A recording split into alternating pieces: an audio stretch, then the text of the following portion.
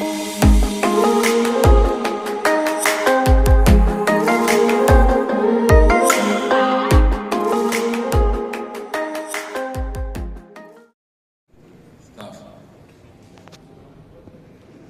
question is very simple on UAVs.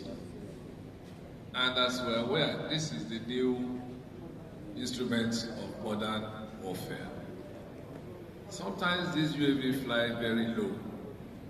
And my simple question is that how do you prevent the UAVs being compromised,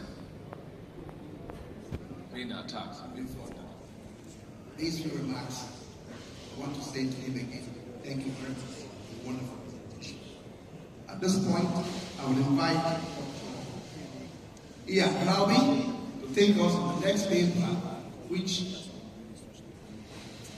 discusses partnership with technology providers and institutions to enhance maritime security.